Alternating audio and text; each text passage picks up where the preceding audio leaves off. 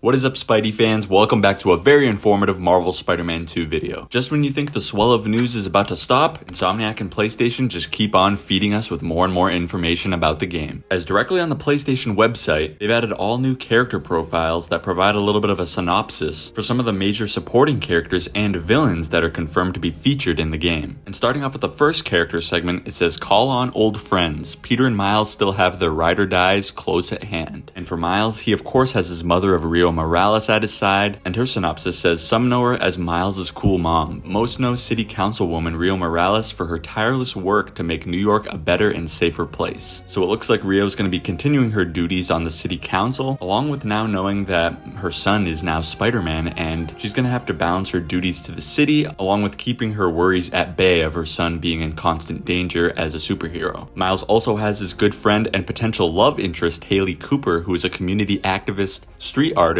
and one of Miles' closest friends. She's creative, funny, intelligent, and compassionate, especially if you ask Miles. In Spider-Man Miles Morales, we of course saw Haley Cooper just around the streets of Harlem doing her community activism and her street artwork. Miles and her clicked on a very close friendship very quickly, and it definitely showed signs of a romantic relationship, but judging by this little synopsis, it definitely seems like Miles takes an extra special interest in her. So I'm really anxious to see on where Insomniac chooses to take their relationship. Hopefully it takes them to being a couple, as I definitely think their chemistry complements each other very nicely. Rounding out of Miles' list of old friends, we of course have his guy in the chair, Genki Lee, who's listed as Miles' best friend, confidant, and partner in heroism. Genki was the second person Miles told about the whole Spider-Man thing. It definitely seems that Genki is sort of what Harry Osborn is to Peter Parker, and I just love the whole team of Miles and Genki. It's also very similar to what Ned Leeds is to Peter Parker in the MCU. The last game showed that Genki's going to be there for Miles no matter what. He knows that Miles is Spider-Man, of course, and he's willing to do whatever it takes to help further his protection of him and of course his mother. Even though he doesn't have any inherent superpowers, he definitely uses his mind to give himself and Miles the advantage. Now, Peter's list of quote-unquote calling upon old friends is where it starts to get really interesting. We start off with a very surprising appearance of Norman Osborn. I'm really surprised that he's included on the friends list for the Spider-Man, as he was shown in the prior game that he wasn't a big fan of Spider-Man in general. But anyways, the synopsis says, "Harry's dad, co-founder of the world's biggest tech company and disgraced former mayor of New York. He's a pathological liar, but he would do anything to help Harry." Of course, know from one of the previous games, I can't remember if it's Marvel Spider-Man PS4 or Miles Morales, but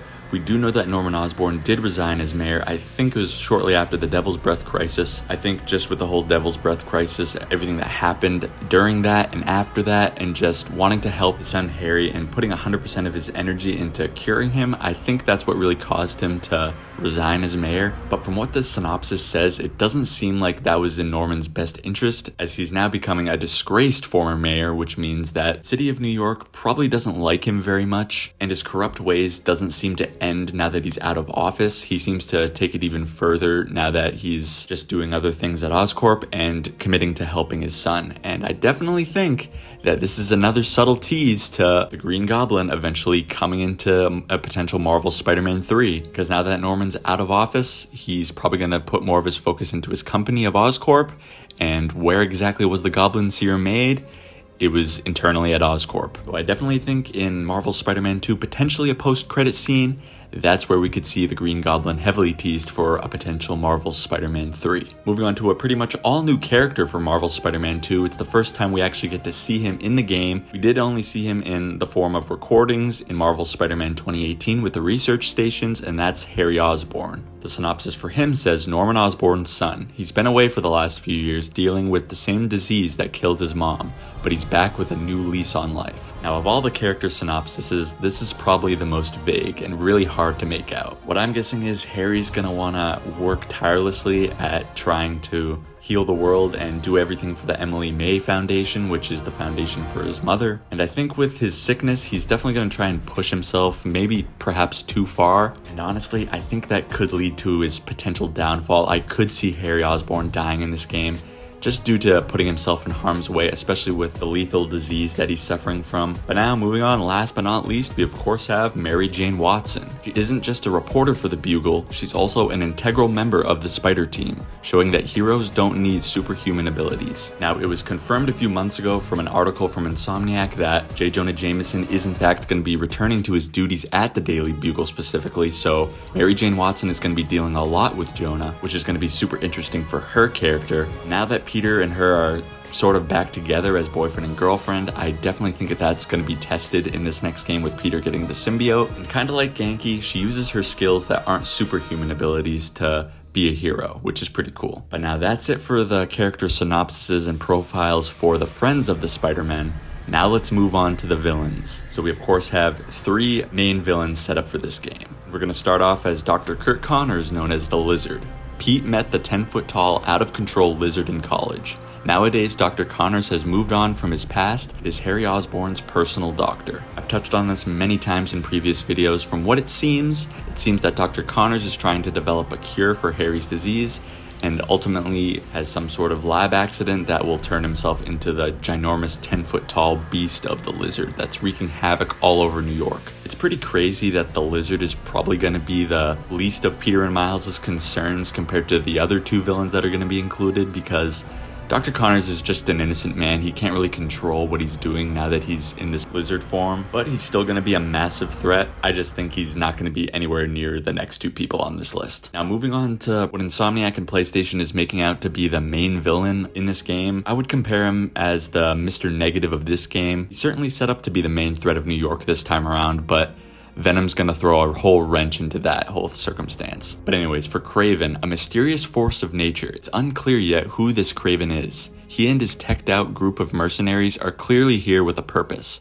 The Spider-Man just need to stop him before they find out what that is. Now, of course, we as viewers and gamers know what Kraven's purpose is. He's out here on a mission to find his equal. He's going to be hunting down everyone to give him the biggest challenge. And I think as of right now, he sees the Spider-Man as his equal, and he's going to do whatever he can to face off against these Spider-Men. And I think he's specifically going to be targeting Peter specifically, especially when he gets that black suit. Honestly, when Venom comes about, I think he's probably going to look to his target as Venom as his equal, because when we saw that cutscene of black suited Spider-Man and Kraven in the church, he says that he sees a man, but he senses a beast.